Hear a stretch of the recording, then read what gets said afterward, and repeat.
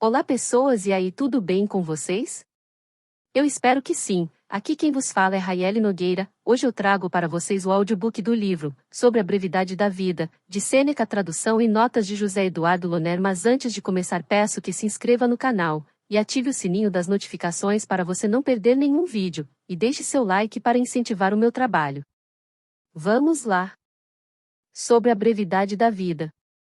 A maior parte dos mortais, Paulino, queixa-se da malignidade da natureza, porque somos gerados para uma curta existência, porque esse espaço de tempo que nos é dado transcorre tão veloz, tão rápido, que, com exceção de bem poucos, os demais a vida os deixa exatamente nos preparativos para a vida. E não é, conforme opinam, só a massa de insensatos que deplorou esse mal comum. Esse sentimento provocou queixas também de homens ilustres. Daí aquela conhecida frase do maior dos médicos: a vida é breve, a arte é longa.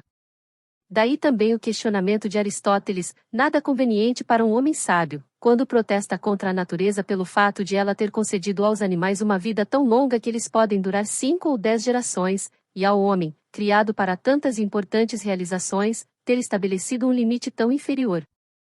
Não dispomos de pouco tempo, mas desperdiçamos muito.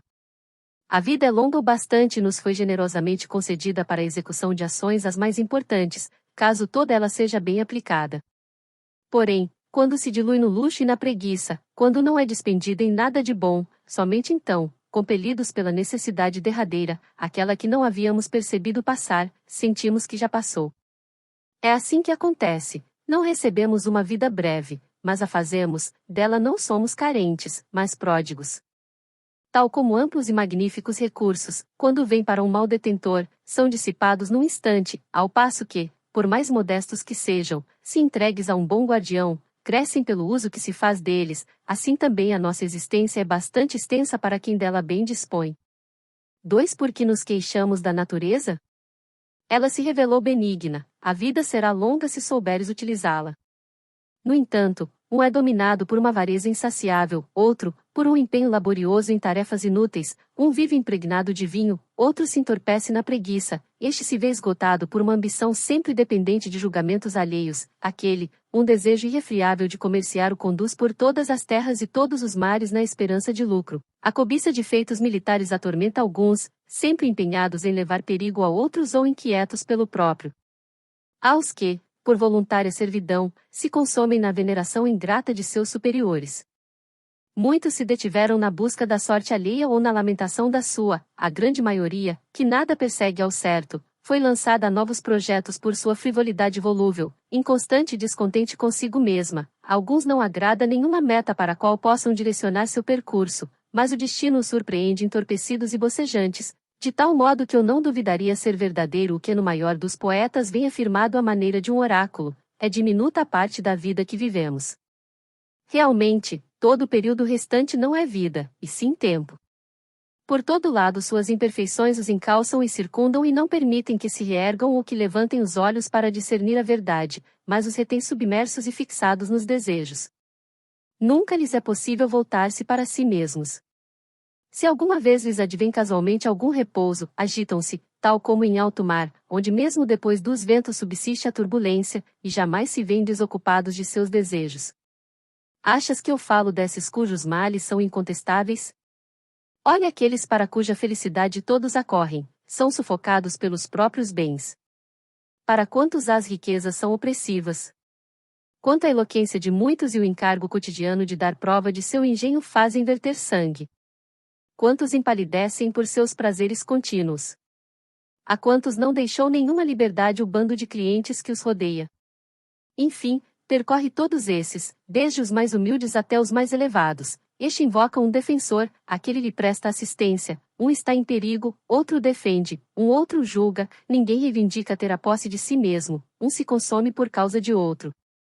Informa-te sobre esses cujos nomes se conservam na memória, verás que eles são reconhecíveis pelas seguintes características: aquele é ligado a Cicrano, este outro, a Beltrano, ninguém pertence a si próprio. Então é uma insensatez completa a indignação de alguns, eles se queixam do menosprezo dos que lhes são superiores porque não tiveram tempo para eles quando desejavam encontrá-los. Ousa queixar-se da soberba do outro alguém que para si mesmo nunca tem tempo? Aquele, porém, mesmo com expressão insolente, olhou para ti, quem quer que sejas, ouviu tuas palavras, admitiu-te a seu lado, tu jamais te dignaste a te observar e a te ouvir. Assim, não há razão para que censures em alguém essas obrigações, posto que, na verdade, sempre que tu as cumprias, não é que desejavas estar com a outra pessoa, mas não podias estar contigo mesmo. 3. É possível que todos os talentos que alguma vez brilharam nisto concordem unânimes, nunca ficarão estupefatos o bastante diante dessa turvação das mentes humanas. Não toleram que suas propriedades sejam ocupadas por ninguém. Se há uma pequena disputa sobre a medida de seus limites, recorrem a pedras e armas, já em suas vidas consentem que outros se instalem, e até mesmo introduzem eles próprios os que vão ser os possessores dela. Não se encontra ninguém que queira repartir seu dinheiro, já sua vida, quanto cada um a distribui entre muitos. São mesquinhos na retenção do patrimônio, mas, tão logo se trate de gastar tempo, são extremamente pródigos com a única coisa em relação à qual a avareza é honrosa. Eu gostaria de abordar uma pessoa dentre as mais idosas da seguinte maneira: vemos que tu chegaste a um estágio avançado da vida humana, pesam-te nas costas 100 anos ou mais. Vamos, faz o cômputo de tua existência, calcula quanto desse tempo um credor, quanto uma amante, quanto um rei, quanto um cliente te subtraiu, quanto uma desavença conjugal, quanto o castigo dos escravos, quanto o obrigatório ir e vir pela cidade, acrescenta as doenças que nos causamos por nós mesmos, acrescenta também o tempo que se perdeu sem uso, verás que tu tens bem menos anos do que enumeras. Repassa na memória, sempre que estiveste seguro de uma decisão tua, com poucos dias decorreram tal como havias planejado, em que momento estiveste disponível para ti, quando tua face manteve expressão normal, quando tua alma se manteve impassível, que obra realizaste em uma vida tão longa, quantas pessoas saquearam tua vida sem que tu percebesses o que perdias, quanto te subtraiu uma tristeza inútil, uma alegria tola, uma cupidez voraz, uma conversa fútil, quão pouco te foi deixado do que era teu. Compreenderás que estavas morrendo prematuramente. Qual é então a causa disso? Viveis como se sempre havereis de viver, nunca vos ocorreu vossa fragilidade, não observais quanto tempo já transcorreu. Desperdiçais como se de uma fonte plena e abundante.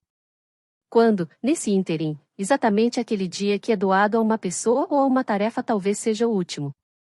Tendes medo de tudo como mortais, desejais tudo como imortais. Tu vais ouvir muitos dizendo assim: a partir dos 50 anos vou me retirar, aos 60 me liberarei de minhas obrigações. E quem tomas como fiador de uma vida tão longa?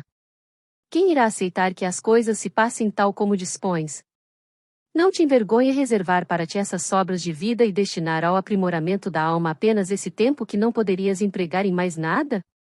Quanto é tardio começar a viver só quando é hora de terminar.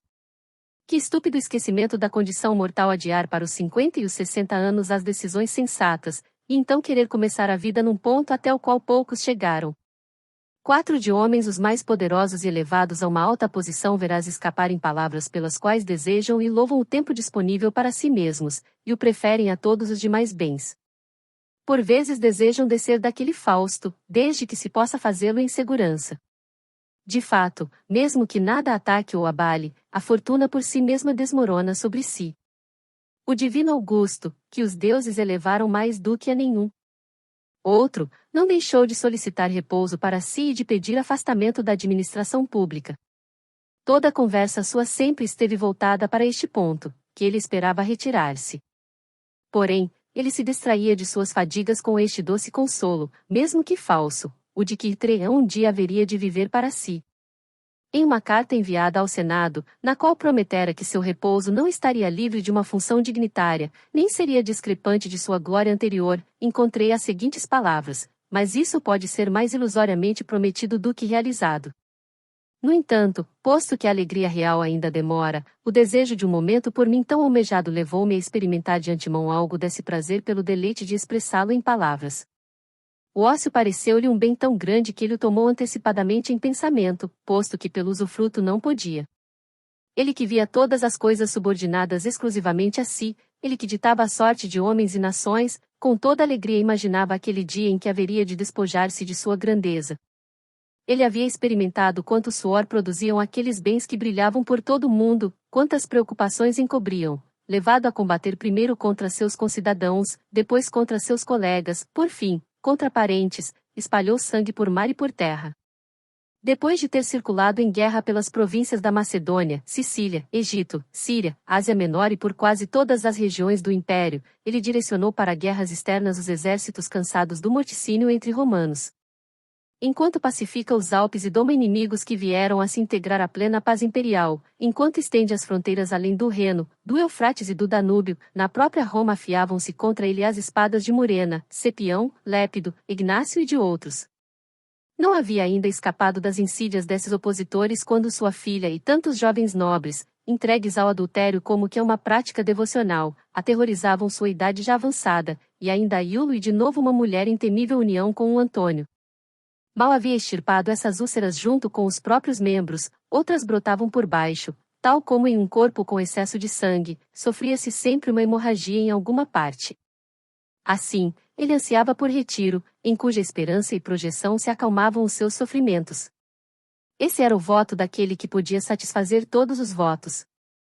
5 Marco Cícero, fustigado entre Catilinas e Clódios, de um lado, e Pompeus e Crassus, de outro, aqueles, inimigos declarados, estes, amigos duvidosos, enquanto balança a deriva com a República e tenta detê-la em seu naufrágio, para no fim ser tragado com ela, nem tranquilo na prosperidade, nem capaz de tolerar as adversidades, quantas vezes não abomina até aquele seu consulado, louvado por ele não sem motivo, mas sem limites. Que palavras lamentáveis ele exprime em uma epístola a Ático, depois de já derrotado Pompeu, o pai, quando então o filho procurava recompor na Espanha suas forças dispersas. Queres saber, diz ele, o que faço aqui? Permaneço semi-livre em minha vila de Túsculo. Outras palavras acrescenta, com as quais deplora a época anterior, queixa-se da presente e desespera da que virá. Cícero se diz semi-livre, mas, por Deus, nunca um sábio recorrerá a um termo tão humilhante, nunca será semi-livre uma pessoa de liberdade íntegra e sólida, independente, de pleno direito e mais elevada que as outras. Ora, o que pode estar acima daquele que está acima da fortuna? 6 Lívio Druso, homem atuante e enérgico, depois de fazer aprovar leis revolucionárias, maléficas como as dos Gracos, sob apoio maciço de enorme grupo vindo de toda a Itália, sem ver claramente uma saída para sua política, que nem podia fazer avançar, nem, uma vez iniciada, era livre para abandonar, segundo se conta, execrava sua vida desde o início agitada, dizendo que só a ele nunca havia acontecido de ter alguns dias de descanso, nem mesmo quando rapaz. De fato, ainda adolescente e vestindo a pretexta, ousava fazer recomendações sobre réus diante dos juízes e exercer sua influência no foro, de modo realmente tão eficaz que a notícia de lhe ter ganhado algumas causas. Onde não iria dar tão prematura ambição? Era possível saber que essa audácia tão precoce resultaria em um mal enorme, fosse privado ou público. Assim, tarde ele se queixava de nunca ter tido férias, sendo desde rapaz sedicioso e molesto no foro. Discute-se se ele causou a própria morte, de fato, sucumbiu depois de repentinamente sofrer um ferimento na virilha. Se duvidavam alguns de ter sido voluntária sua morte, ninguém, de ter sido oportuna. Seria supérfluo mencionar muitas pessoas que, apesar de para os outros parecerem felicíssimas, deram contra si testemunho exato ao odiar toda a atividade que empreenderam em seus anos. Mas, com tais lamentos, não modificaram nem os outros, nem a si próprias, pois seus sentimentos retornam ao padrão habitual logo depois de descarregados pelas palavras. Mas, por Deus, vossa vida, ainda que se estenda por mais de 1000 anos, estará confinada em um período muito estreito, já os vícios não deixarão de devorar época alguma. De fato, é forçoso que logo vos escape esse espaço de tempo que é dilatado por via da razão, ainda que por natureza ele corra. Realmente não podeis apanhar nem reter ou retardar a mais veloz de todas as coisas, contudo permitis que ela se vá como algo supérfluo e renovável. 7 Ora, à frente de todos coloco aqueles que não têm tempo para nada, exceto para o vinho e os prazeres, pois ninguém tem ocupação mais torpe. Outros, mesmo quando dominados por uma imagem vã de glória, ao menos se equivocam faustosamente. Ainda que me enumeres homens avarentos ou iracundos, ou os que se obstinam em ódios injustos ou em guerras, todos esses erram com bastante virilidade, é desonrosa a degradação dos que se devotam ao ventre e aos prazeres. Examina o tempo total dessas pessoas, olha quanto dele empregam em fazer cálculos, quanto em armar ciladas, quanto em recear, quanto em adular, quanto em ser aduladas, quanto as ocupam os processos judiciais, seus e os dos outros, quanto os jantares, que já se incluem entre seus deveres, verás como nem seus males, nem seus bens não lhes permitem tempo nem de respirar. Enfim, é consenso que nenhuma atividade pode ser bem exercida por um homem ocupado, nem eloquência, nem estudos liberais, dado que seu espírito sobrecarregado não absorve nada de modo mais profundo, mas rejeita tudo como se lhe tivesse sido imposto. Nada é menos peculiar do homem ocupado do que viver. Não há coisa mais difícil de saber do que viver. São comuns e numerosos os que professam outros conhecimentos, alguns dos quais até mesmo crianças parecem ter tão perfeitamente aprendido que também podem ensinar. É preciso durante toda a vida aprender a viver e, o que talvez cause maior admiração, é preciso durante toda a vida aprender a morrer. Muitos homens, dos mais importantes, tendo se desvencilhado de todos os seus entraves, posto que haviam renunciado a riquezas, cargos, prazeres, até o fim de seus dias trataram apenas disto, de saber viver. E, no entanto, muitos deles deixaram a vida depois de confessar que ainda não tinham tal conhecimento, de modo que menos ainda o têm esses outros que mencionei. Acredita-me, é próprio de um grande homem, daquele que está acima dos erros humanos, não permitir que tomem nada de seu tempo, e é por isto que a vida dele é muito longa, porque todo o tempo que lhe esteve disponível foi inteiramente reservado para si. Dele nada ficou sem uso e ocioso, nada esteve na dependência de outra pessoa, pois ele não encontrou nada que fosse digno de permutar por seu tempo, sendo dele um guardião bastante parcimonioso. Assim, o tempo foi para ele suficiente, mas é forçoso que tenha faltado para aqueles de cuja vida muito foi levado por uma multidão. Nem é o caso de pensares que eles por vezes não se dão conta de seu dano, certamente ouvirás muitos desses que suportam o peso de uma grande prosperidade vez por outra exclamarem, no meio de um bando de clientes ou de ações processuais ou de outras honrosas misérias, não tenho o direito de viver. Como poderias tê-lo? Todos aqueles que te invocam para si furtam-te de ti. Aquele réu, quantos dias teus auferiu? Quantos aquele candidato? Quantos aquela velha, cansada de enterrar seus herdeiros? Quantos aquele que se finge de doente para atiçar a cobiça dos que captam testamentos? Quantos aquele amigo poderoso, que vos tem com vistas não à amizade, mas a seu séquito? Repito, faz um balanço e confere os dias de tua vida, verás que te sobraram bem poucos e residuais. Há quem, depois de obter a magistratura que cobiçara, anseia por deixá-la, logo dizendo, quando é que vai acabar este ano? Outro patrocina os espetáculos públicos, que ele muito apreciou lhe terem sido sorteados, e então indaga, quando me livrarei disso? Aquele outro é um advogado disputado por todo o foro, e o faz lotar com grande multidão, para além de onde pode ser escutado, quando, diz ele, é que virá o período de recesso. Cada um apressa sua vida e sofre a ânsia do futuro e o tédio do presente. Mas aquele que emprega todo o tempo em seu proveito, que dispõe cada dia como se fosse o último, nem anseia pelo dia seguinte nem o teme. De fato, que novo deleite já lhe poderia trazer uma hora qualquer? Tudo lhe é conhecido, tudo foi por ele experimentado até a saciedade. Do restante a fortuna disponha como quiser, a vida dele já está em segurança. É possível acrescentar-lhe algo, mas nada subtrair, e acrescentar-lhe, assim como a quem já está saciado e cheio, um alimento que ele pega sem a desejar. Então, não há motivo para pensares que alguém viveu longamente só por causa dos cabelos brancos ou das rugas, ele não viveu longo tempo, mas existiu longo tempo. É como se pensasses que navegou muito que em uma terrível tempestade surpreendera na saída do porto, impelindo-o para um lado e outro sob ventos furiosos de diversas direções, e fazendo-o deslocar-se em círculo pelos mesmos lugares. Ele não navegou muito, mas foi muito fustigado. Fico sempre admirado quando vejo alguns solicitarem o tempo de outros e estes, aos quais se solicitou, o concederem muito facilmente. Ambos levam em conta aquilo para o que se solicitou o tempo, mas nenhum dos dois ao próprio tempo. É como se fosse nada o que se solicita, nada o que se concede. Joga-se com a coisa mais preciosa que existe.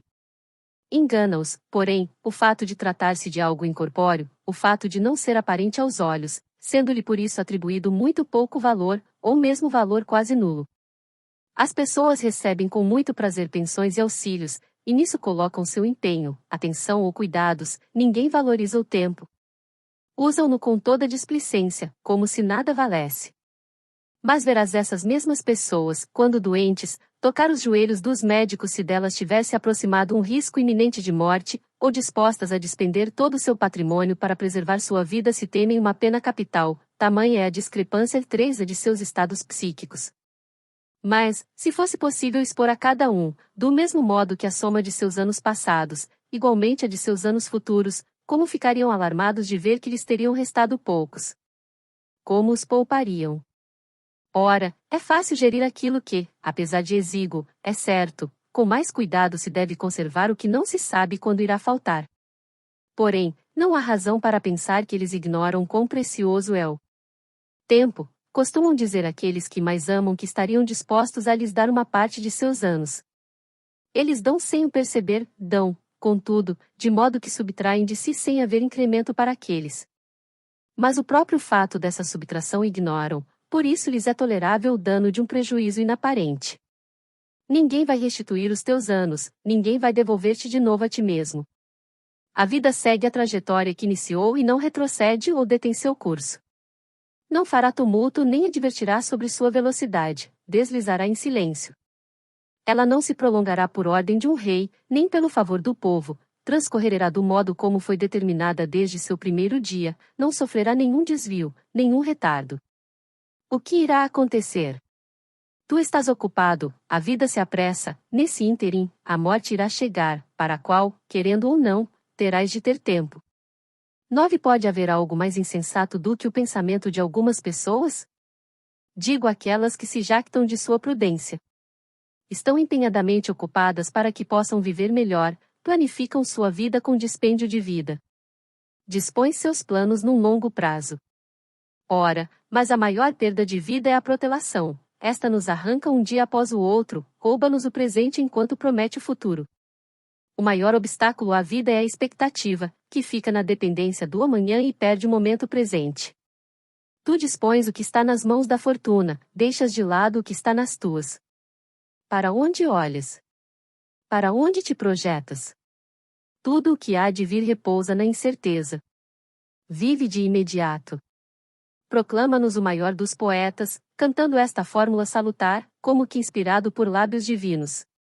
Para os tristes mortais, os melhores dias da vida são sempre os que fogem primeiro. Virgílio, Geórgicas III, 66-7. Por que tardas, diz ele? Por que ficas parado? Se não o utilizas, ele escapa.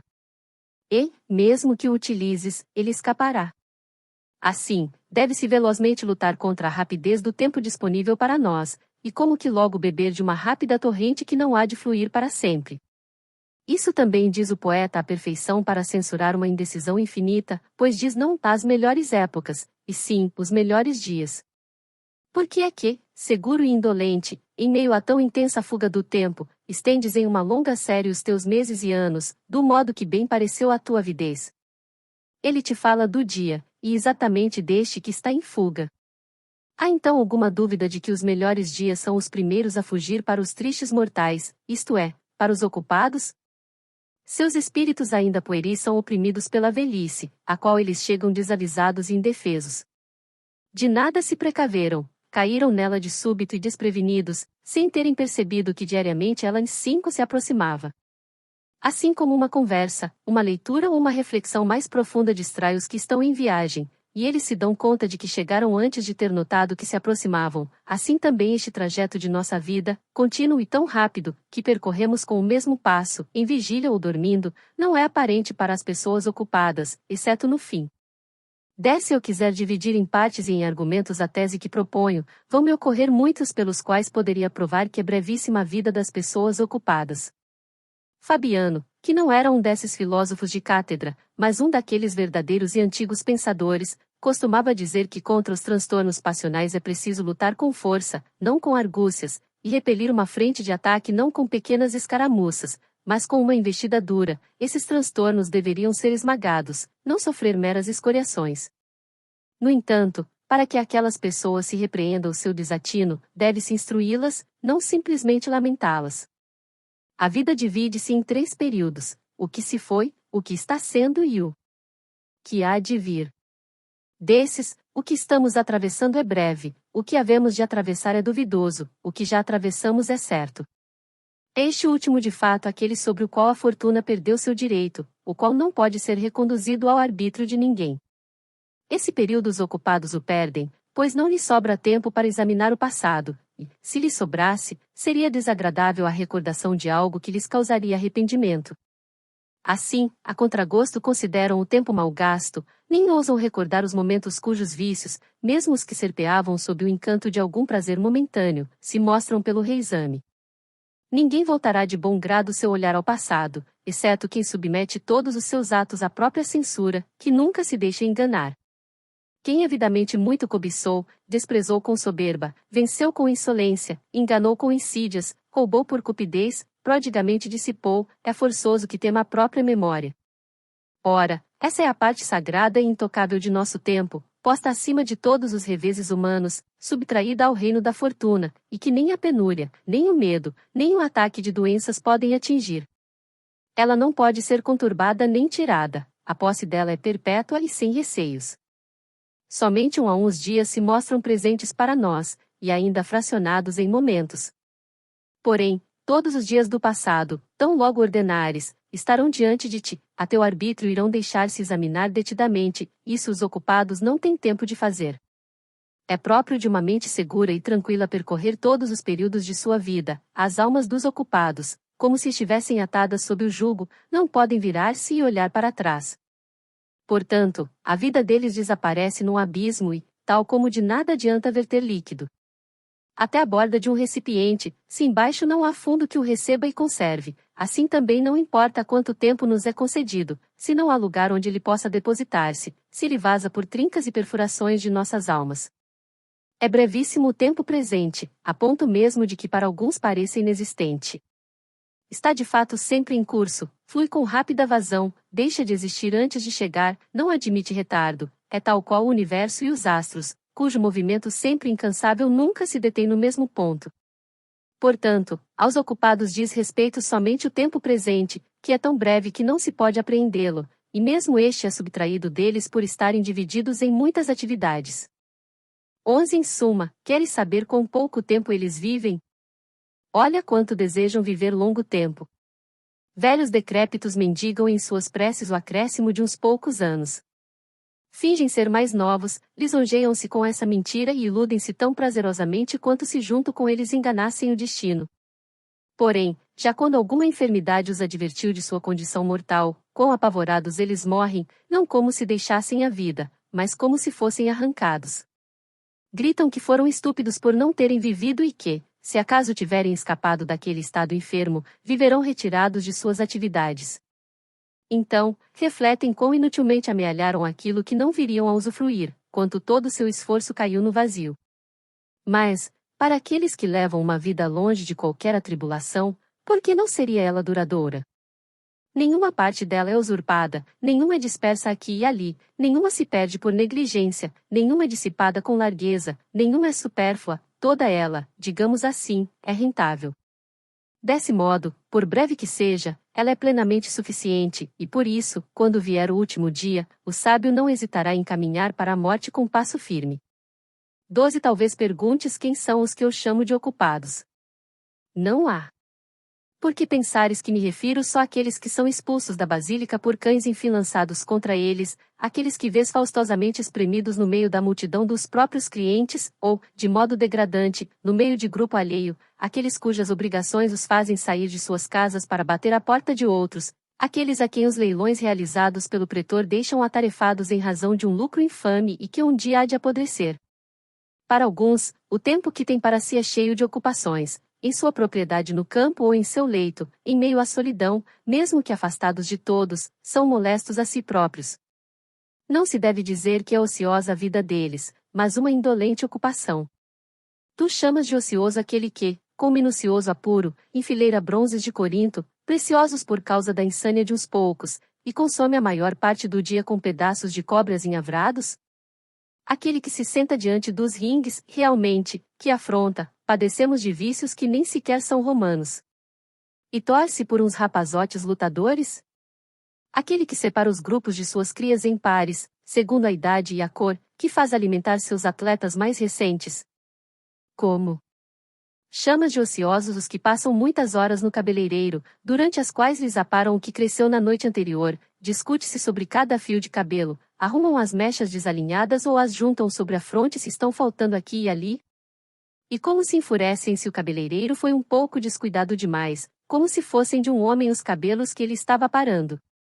Como se irritam se algo foi cortado de sua juba, se algo dela se assentou fora de ordem, se ela toda não tem bom caimento em cachos. Qual desses homens não preferiria que se pusesse em desordem antes a república que seus cabelos? Qual não estaria mais preocupado com a beleza do que com a saúde de sua cabeça? Qual não preferiria estar mais bem penteado em lugar de ser mais honesto? É a esses que tu chamas de ociosos, que vivem ocupados entre o pente e o espelho. Que dizer daqueles que, empenhados em compor, ouvir e aprender canções, contorcem a voz com inflexões de uma entonação absolutamente inepta, cuja correta emissão a natureza fez ser a melhor e a mais simples, e que estão sempre estalando os dedos, para marcar o compasso de algum canto que modulam interiormente, e dos quais se escuta um tácito cantarolar, mesmo quando são chamados a tomar parte em assuntos sérios, muitas vezes até tristes? Essas pessoas não usufruem de seu tempo, mas se ocupam de nulidades. Seus jantares, por Deus, eu não os colocaria entre seus momentos de pausa, quando vejo com que preocupação dispõe a prataria, com que diligência fazem arregaçar as túnicas de seus escravos eunucos, quão ansiosos com relação a como ficou o javali preparado pelo cozinheiro, com que rapidez, a um sinal dado, aqueles pajens depilados atendem à mesa, com quanta destreza as aves são cortadas em pedaços não desiguais, o cuidado com que tristes moleques limpam os restos cuspidos por convivas bêbados. É disso que lhes vem a fama de elegância e refinamento, e a tal ponto seus vícios os acompanham em todos os âmbitos de sua vida, que não podem beber nem comer sem ostentação. Eu nem mesmo poderia enumerar entre os ociosos os que se fazem transportar aqui e ali em uma cadeira ou em uma liteira e se aprontam para as horas de seus passeios como se a estes não pudessem faltar, aqueles aos quais outra pessoa deve lembrar quando devem lavar-se, quando nadar, quando comer. A tal ponto se tornam lânguidas essas almas muito afetadas, que por si sós não podem saber se têm fome. Ouço dizer que um desses afetados, se é que se deve chamar de afetação desaprender os hábitos humanos, quando colocado em uma cadeira, depois de retirado do banho por várias mãos, interrogou: já estou sentado? Este, que ignora se está sentado, tu achas que ele sabe se vive ou se enxerga ou se está ocioso? Eu não poderia facilmente dizer qual das duas coisas me dá mais pena, o fato de ele não saber isso ou de fingir não saber. De muitas coisas tais pessoas realmente se esquecem, mas de muitas também simulam esquecer. Comprazem-se com alguns vícios como se fossem prova de sua boa fortuna, saber o que se faz parece coisa de gente muito simples e desprezível. E vais agora achar que mentem os mimos em muitas de suas críticas ao luxo. Por Deus! Eles omitem muito mais do que inventam, e tanto avançou, nesta nossa época, engenhosa apenas nisso, uma quantidade tão grande de vícios inacreditáveis, que já podemos denunciar os mimos por negligência. É impensável haver alguém a tal ponto atolado nos prazeres que, para saber se está sentado, deve fiar-se em outro. Ele, portanto, não é ocioso, deve-se lhe dar outro nome, é um doente, ou melhor, um morto-vivo. É ocioso quem tem a percepção de seu ócio. Mas esse semi-morto, a quem é necessária a indicação de alguém para perceber a posição do próprio corpo, como pode ser ele dono de algum momento de sua vida?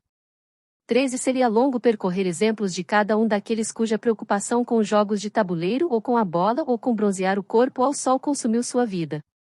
Não são ociosos aqueles cujos prazeres exigem muito trabalho. Realmente ninguém duvidará de que produzem uma laboriosa nulidade os que se detêm no estudo de inúteis erudições literárias, essa legião já é grande também entre os romanos. Foi dos gregos essa doença de indagar que número de remadores teria tido Ulisses, se primeiro teria sido escrita a Ilíada ou a Odisseia, além disso, se são do mesmo autor, e ainda outras coisas desse tipo, que, se alguém guarda para si, elas em nada ajudam sua consciência interior e, se as divulga, não iria parecer mais douto, e sim mais tedioso. Eis que invadiu também os romanos esse desejo vão de aprender futilidades.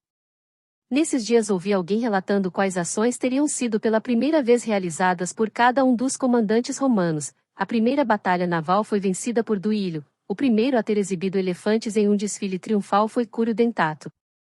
Mas essas curiosidades, mesmo se não visam a verdadeira glória, ao menos giram em torno de exemplos de atos cívicos. Não é proveitoso tal conhecimento, no entanto é capaz de nos deter pela fútil atração de seu conteúdo.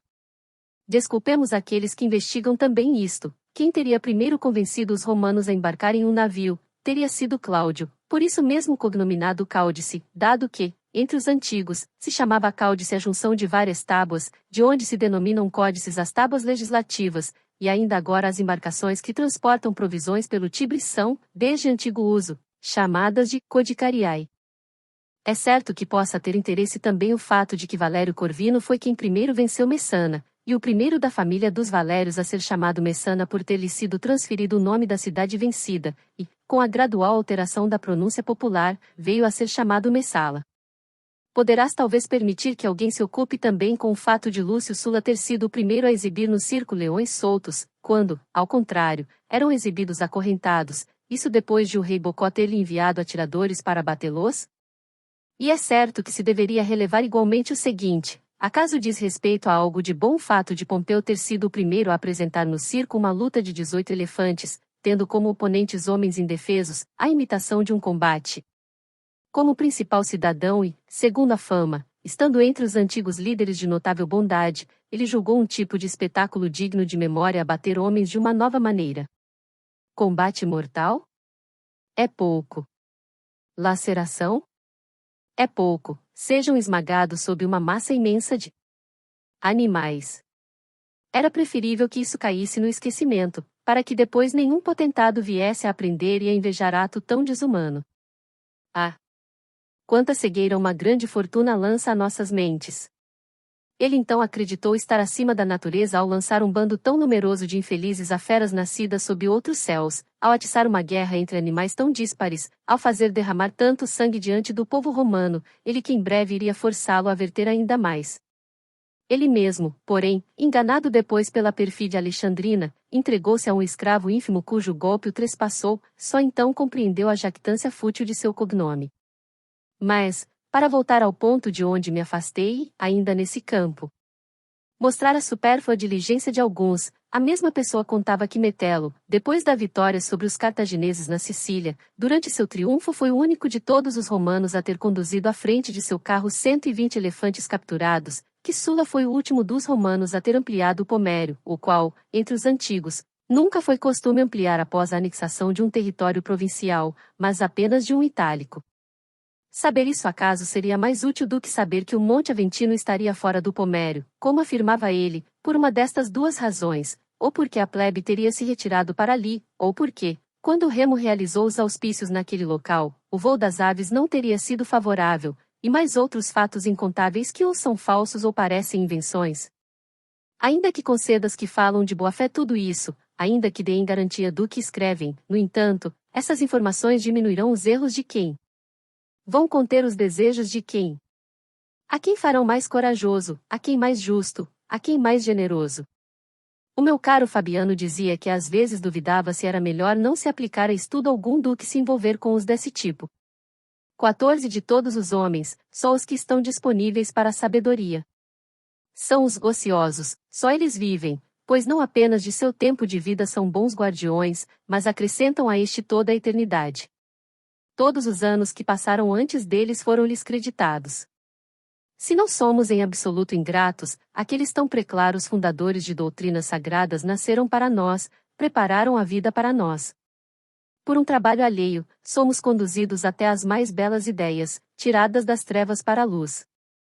Nenhuma época nos está vetada, temos acesso a todas, e se por meio da magnitude da alma desejamos sair das estreitezas da debilidade humana, há um espaço enorme de tempo para percorrermos.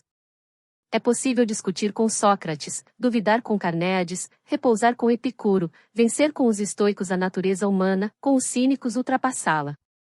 Já que a natureza nos permite participar de qualquer época, por que não nos voltarmos por inteiro deste exíguo e cadente trânsito temporal para aqueles períodos que são imensos, que são eternos, que são compartilhados com mentes melhores? Esses que correm de um compromisso para outro, que inquietam tanto a si como os demais, depois de enlouquecer totalmente, depois de diariamente perambular pelas soleiras de todos, sem preterir nenhuma porta aberta, depois de fazer circular sua saudação interesseira por residências em locais os mais diversos, quão pouca gente eles poderão ver de uma cidade tão imensa e enredada em variados desejos? Quantos haverá cujo sono ou desregramento ou grosseria irá barrá-los? Quantos haverá que, depois de longa e torturante espera, passarão por ele simulando pressa? Quantos evitarão aparecer no átrio repleto de clientes e escaparão por passagens secretas de sua casa, como se fosse menos grosseiro driblar do que não receber? Quantos, sonolentos e pesados pela farra da véspera, num bocejo de extrema arrogância, mal relaxando os lábios repetirão o nome, que lhes fora 1000 vezes sussurrado, daqueles coitados que interromperam o próprio sono para esperar o de outro? Podemos dizer que se aplicam a obrigações verdadeiras àqueles que em sua intimidade vão querer estar diariamente com Zenão, com Pitágoras, com Demócrito e com os outros mestres de sabedoria, com Aristóteles e Teofrasto. Nenhum desses vai deixar de estar disponível, nenhum vai despedir quem vier a ele sem torná-lo mais feliz e mais afeiçoado a si, nenhum vai permitir que alguém se despeça dele com as mãos vazias, podem ser encontrados de noite ou de dia por todos os mortais. 15 Nenhum deles te obrigará a morrer, todos te ensinarão, nenhum deles vai consumir os teus anos, mas te darão os seus em contribuição, de nenhum deles será perigosa a conversa, de nenhum será fatal a amizade, de nenhum onerosa a deferência. Levarás deles tudo o que quiseres, deles não dependerá que lhes tires o máximo que possas conter. Que felicidade, que bela velhice aguarda quem se juntou à clientela deles. Terá com quem refletir sobre questões desde as menos até as mais importantes, a quem consultar diariamente sobre si próprio, de quem ouvir a verdade sem ofensa, elogio sem adulação, terá exemplos a cuja semelhança moldar-se. Costumamos dizer que não estava em nosso poder determinar os pais que nos caberia, dados a nós pelo acaso, mas nos é possível nascer por nosso arbítrio.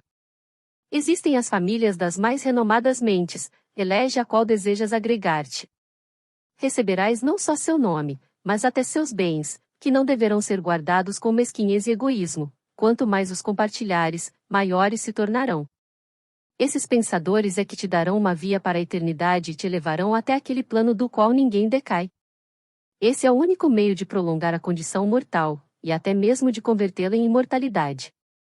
Honras, monumentos, tudo o que por decretos a ambição impôs ou por seus esforços erigiu é logo destruído, nada uma velhice prolongada deixa sem demolir e remover.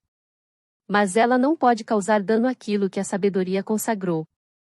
Nenhum lapso temporal poderá aboli-lo nem diminuí-lo, a época seguinte e a que sempre virá mais adiante contribuirão para venerá-lo, pois que de fato a inveja frequenta o que lhe está próximo, e de modo mais franco admiramos o que está situado longe. Portanto, a vida do sábio é bastante extensa. Não há para ele o mesmo limite que para os outros. Só ele está liberado das leis do gênero humano, todos os séculos estão submetidos a ele tal como a um Deus. Transcorreu certo tempo, ele o abarca na memória, está em curso, ele o utiliza, está por vir, ele o antevê. O que torna longa sua vida é a concentração de todos os tempos em um único. 16 Brevíssima e demasiado angustiosa é a vida daqueles que se esquecem do passado, negligenciam o presente e temem o futuro. Quando chegam a seus momentos derradeiros, tardiamente compreendem, os infelizes, que por tão longo tempo estiveram ocupados em não fazer nada. Não há motivo para julgar que eles levam uma longa existência com base no argumento de que algumas vezes invocam a morte, atormenta-os a ignorância sobre suas emoções instáveis e que incidem exatamente sobre aquilo que lhes causa medo, é por isso que com frequência anseiam pela morte, porque a temem. Também não há por que julgar como prova de que vivem longo tempo o fato de às vezes o dia lhes parecer longo, ou de se queixarem de que as horas passam lentamente até a chegada do momento indicado para o jantar. De fato, se alguma vez suas ocupações os abandonam, inquietam-se por terem sido deixados com tempo para si e nem sabem como dispor dele ou gastá-lo. Assim, lançam-se a qualquer ocupação e é enfadonho todo o intervalo entre uma e outra. Da mesma maneira, quando se anunciou a data de uma luta gladiatória, ou quando se espera que fora marcada para algum outro espetáculo ou diversão, querem pular os dias que faltam. Para eles, toda a demora do evento esperado é longa, mas aquele momento que amam é breve e fugaz e muito mais breve por causa da doença deles, de fato passam de um desejo para outro e não podem deter-se em um único.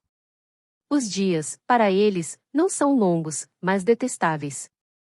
Porém, ao contrário, quanto lhes parecem curtas as noites que passam nos braços de prostitutas ou no vinho. Daí também o delírio dos poetas, que com suas ficções alimentam os desatinos humanos, segundo os quais Júpiter, seduzido pelo prazer do sexo, teria duplicado a noite. Que outra coisa seria inflamar nossos vícios se não designar os deuses como seus autores e dar à nossa doença, pelo exemplo da divindade, uma licença justificada? Podem não lhes parecer muito breves as noites que eles compram tão caro? Perdem o dia na espera da noite, a noite, no temor da alvorada. 17 Mesmo seus prazeres são trépidos e perturbados por vários temores e, bem quando estão mais exultantes, sobrevém-lhes um pensamento inquietante: quanto tempo vai durar? Por causa desse sentimento, reis lamentaram seu poderio, e não os deleitou a grandiosidade de sua boa fortuna, mas os aterrorizou o fim que um dia lhe adviria. 2 Ao estender seu exército ao longo de vastas campinas, sem poder perceber seu número, mas só sua dimensão, o mais insolente dos reis persas derramou lágrimas porque em 100 anos ninguém restaria daquela tão numerosa massa de jovens. Mas ele próprio, que chorava, estava prestes a movê-los para seu destino e a fazê-los perecerem no mar, outros em terra, uns em combate, outros em fuga, e, no exíguo espaço de tempo, haveria de aniquilar aqueles por cujo 100º ano ele temia. 3 E por que é que são receosas também suas alegrias? É que elas não se apoiam em motivos sólidos, mas são conturbadas pela mesma inconsistência da qual se originam. Por outro lado, como pensas que são os momentos que eles próprios admitem como tristes, uma vez que também aqueles alegres, com os quais se exaltam e se transportam acima dos homens? 4 São tão pouco genuínos. Todos os seus maiores bens são motivo de inquietação e em sorte alguma é pior confiar do que na melhor delas. Para salvaguardar a felicidade, é preciso outra felicidade, e devem-se fazer votos pelos próprios votos alcançados. De fato, é instável tudo que nos advém de modo fortuito e, quanto mais elevada é uma situação, tanto mais está exposta à queda. Ora, a ninguém agrada a iminência de uma queda. Portanto, é por força a mais desditosa, não somente a mais breve, a vida daqueles que, com enorme esforço, adquirem algo que deverão possuir com esforço ainda maior. Laboriosamente conseguem o que desejam, conservam angustiados o que conseguiram. Nesse ínterim, não se faz nenhuma reflexão sobre o tempo, que nunca mais vai tornar atrás. Novas ocupações substituem-se às antigas, uma esperança desperta a outra, uma ambição, outra ambição. Não se busca o fim da infelicidade, muda-se-lhe a fonte. Os nossos cargos nos torturaram, mais tempo nos tomam os dos outros, deixamos de penar como candidatos, iniciamos como partidários de outros, desobrigamo-nos do aborrecimento de acusar, deparamos com o de julgar, deixou-se de ser membro do júri, passa-se a presidi-lo, envelheceu-se na administração remunerada de bens alheios, é hora de ocupar-se das próprias riquezas. Mário deixou a farda, exerce o consulado. Quíncio apressa-se a escapar do cargo de ditador, será reconvocado a largar do arado. Cipião marchará contra os cartagineses ainda sem estar maduro para tamanha empresa, vencedor de Aníbal, vencedor de Antíoco, glória de seu consulado, garantia do de seu irmão, não fosse ele próprio a opor-se, seria colocado ao lado de Júpiter. Salvador da pátria, as lutas civis o perseguirão e, depois de desprezar, quando jovem, honras iguais às dos deuses, quando velho terá prazer em ambicionar um exílio altivo. Para inquietudes nunca faltarão motivos, ou felizes ou tristes. A vida irá se arrastar entre as ocupações. O tempo para si nunca será uma realidade, mas sempre um desejo. 18 Separa-te então do vulgo, meu caríssimo Paulino, e depois de uma travessia agitada, não proporcional a teus anos, retirar-te enfim para um porto bem tranquilo. Pensa quantas vagas afrontaste, quantas tempestades, de um lado, suportaste na vida privada, quantas, de outro, provocaste contra-te na vida pública. Já bastante se mostrou o teu valor por provas laboriosas e turbulentas, experimenta o que ele pode realizar no ócio. A maior parte de tua vida, certamente a melhor, foi destinada à vida pública, toma um pouco do teu tempo também para ti. Não te chamo para um repouso estéril ou inerte, não para que no sono e nos prazeres caros a turba mergulhes toda a índole vigorosa que há em ti, isso não é repousar. Encontrarás atividades mais importantes do que todas as que até agora diligentemente exerceste, as quais empreenderás retirado e tranquilo. Tu realmente administras os recursos do orbe romano com o mesmo respeito que os alheios, com o mesmo zelo que os teus, com o mesmo escrúpulo que os do Estado. Consegues estima em um cargo em que é difícil evitar o ódio. No entanto, acredita-me, mais vale saber gerenciar a própria vida do que os celeiros estatais. Esse teu ânimo vigoroso, plenamente capaz das mais altas realizações, resgata-o desse ofício sem dúvida honroso, mas pouco adequado a uma vida feliz, e reflete que tu não te empenhaste desde a primeira infância no estudo das artes liberais para que te fossem confiados milhares de toneladas de grãos, deras promessa de algo maior e mais elevado. Ademais, não faltarão homens de integridade comprovada e de laborioso empenho. São bem mais aptos para o transporte de cargas os lerdos jumentos do que os cavalos de raça, quem alguma vez oprimiu com um fardo pesado a agilidade de um puro-sangue. Reflete, além disso, sobre quanta preocupação envolve pôr-te à rente de tamanho encargo, lidas com o ventre humano. O povo esfomeado não aceita razões, nem se acalma com o que é justo, nem se dobra por nenhum apelo.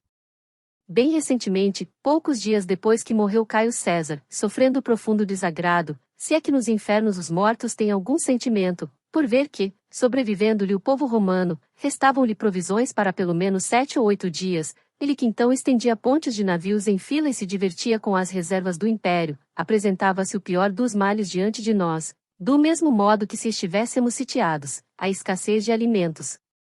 A imitação de um rei ensandecido, estrangeiro e desgraçadamente arrogante custou-nos quase o aniquilamento e a fome e, o que se segue à fome, um colapso total. Que disposição de ânimo tiveram então aqueles que haviam sido encarregados de cuidar do abastecimento público de grãos, tendo de enfrentar pedras, ferro, incêndios e... Caio César. Com absoluta dissimulação encobriam tão grande mal ocultado nas vísceras do Estado, e evidentemente com razão, pois alguns males devem ser tratados mantendo-se desinformados os doentes, muitos morreram por conhecer sua doença. 19 Retirar-te para essas ocupações mais tranquilas, mais seguras e maiores.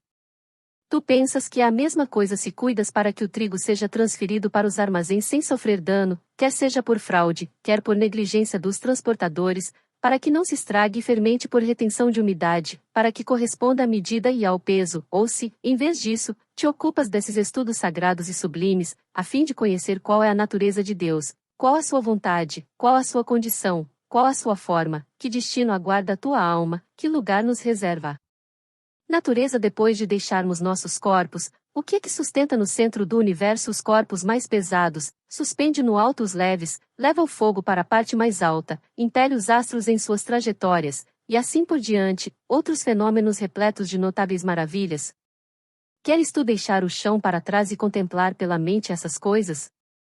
Agora, enquanto o sangue está aquecido, os que têm vigor devem avançar para propósitos melhores. Aguarda-te, nesse modo de vida, grande número de belos conhecimentos, o amor e a prática das virtudes, o esquecimento dos desejos, o saber viver e morrer, um estado de profunda paz. É triste realmente a condição de todas as pessoas ocupadas. No entanto, a mais triste é a daqueles que sofrem não pelas próprias ocupações, que dormem conforme o sono alheio, andam pelo passo alheio, amam e odeiam mediante ordens, sentimentos os mais livres de todos. Estes, se quiserem saber quanto é breve a própria vida, pensem que pequena parte é de fato sua. Vinde assim, quando vires alguém portando já com frequência a toga pretexta, ou um nome celebrizado no foro, não invejes, essas coisas se adquirem com prejuízo da vida. Para que um só ano seja datado pelo nome deles, irão consumir todos os seus anos. Há uns, antes que lutassem pelo cume da ambição, a vida abandonou nos reptos preliminares, a outros, depois de haverem conquistado, por 1000 desonras, o remate das honras, sobreveio-lhes o triste pensamento de terem se fatigado por uma inscrição num sepulcro, de alguns, sua avançada velhice, como se fosse a juventude, ao se dispor a novas esperanças, sucumbiu inválida em meio a grandes e insaciáveis esforços. Que feio é para alguém, já idoso, perder o fôlego no tribunal, em defesa de litigantes totalmente desconhecidos, enquanto faz a peroração e tenta captar expressões de assentimento de um público inepto, que degradante é para alguém, cansado mais de viver do que de trabalhar, desfalecer no meio de seus compromissos, que degradante é morrer durante a análise do livro de contas, sob o sorriso de um herdeiro, mantido em longa espera. Não posso omitir um exemplo que me ocorre. Seixo Turânio foi um ancião de comprovada diligência, que, depois dos 90 anos, tendo recebido de Caio César, sem solicitação, a dispensa de seu cargo administrativo, mandou que o pusessem no leito e que sua família, em torno dele, o pranteasse como a um morto. A casa lastimava o retiro inativo de seu velho senhor e não pôs fim ao luto antes que o trabalho lhe fosse restituído. Acaso é tão prazeroso morrer ocupado? Muitas pessoas apresentam esse mesmo estado de ânimo, seu desejo de trabalho tem duração maior que sua capacidade. Elas lutam com a debilidade do corpo e por nenhuma outra razão julgam pesada a velhice senão porque as exclui. A lei não mobiliza um soldado a partir dos 50 anos, não convoca um senador a partir dos 60, é mais difícil as pessoas obterem de si próprias a sua retirada do que da lei. Nesse meio tempo, enquanto se deixam rapinar e rapinam, enquanto interrompem o repouso uns do outros, enquanto se fazem mutuamente infelizes, a vida é sem frutos, sem prazer, sem nenhum proveito para a alma. Ninguém tem a morte diante dos olhos, todos estendem longe as esperanças, alguns até mesmo dispõem as coisas para depois de sua vida, sepulcros grandiosos, dedicatórias em obras públicas, oferecimento de jogos fúnebres e exéquias ambiciosas de glória. O certo é que os funerais dessas pessoas, como se tivessem vivido muito pouco, deveriam ser conduzidos sob fachos e círios. Sobre a firmeza do sábio.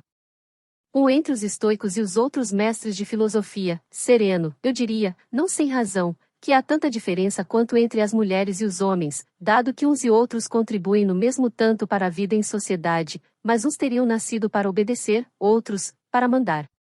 Quase como os médicos de casa, íntimos da família, em relação às doenças físicas, os outros filósofos adotam uma terapia suave e branda, não havia melhor e de efeito mais rápido, mas aquela que o doente lhe permite, os estoicos, que ingressaram em uma senda viril, consideram, para efeito de cura, não que esta deva parecer agradável aos que a iniciam, mas que deve livrá-los da doença o mais rápido e conduzi-los para aquele ponto elevado, tão fora do alcance de um dardo, que esteja acima da fortuna. Mas é árduo e confragoso o caminho que somos chamados a atravessar. Ora essa. É pelo plano que se vai para o alto? Mas nem é ele realmente tão íngreme quanto acham alguns. Somente a primeira parte tem pedras e rochedos e parece intransitável. Tal como, para quem olha de longe, a maioria dos lugares costuma parecer inacessível e de aspecto homogêneo, dado que a distância engana os olhos, depois, chegando mais perto, aquelas mesmas áreas que a ilusão dos olhos compactarem uma coisa única se abrem pouco a pouco, e então se torna suave o declive daquelas elevações que à distância aparentavam ser precipícios. Pouco tempo atrás, depois de uma menção a Marco Catão, tu sofrias. Indignado, intolerante como és com a injustiça, com o fato de ele ter sido pouco compreendido em sua época, de ele, que se elevava acima de Pompeus e Césares, ter sido colocado abaixo de Vatínios, e te parecia revoltante que sua toga lhe houvesse sido arrancada no foro quando estava prestes a opor-se a uma lei e que, depois de arrastado desde os rostros até o arco de Fábio em meio às pancadas de uma facção sediciosa, houvesse recebido palavras ofensivas, cusparadas e muitos outros insultos de uma multidão insana. 2 Eu então respondi que tinhas motivo para te sentires apreensivo pela situação da República, que, de um lado, Públio Clódio, de outro, Vatínio e os mais perversos cidadãos punham à venda e, tomados de cega cupidez, não percebiam que, enquanto a vendiam, eram eles também vendidos. Já com relação à pessoa de Catão, como te falei, estejas tranquilo, o sábio realmente não pode sofrer nenhuma injúria nem contumélia, além disso, os deuses imortais nos deram Catão como exemplo mais fidedigno de homem sábio do que o foram Ulisses e Hércules para os tempos mais antigos. Os nossos estoicos os proclamaram sábios, invencíveis aos sofrimentos, indiferentes aos prazeres e vitoriosos sobre todos os temores.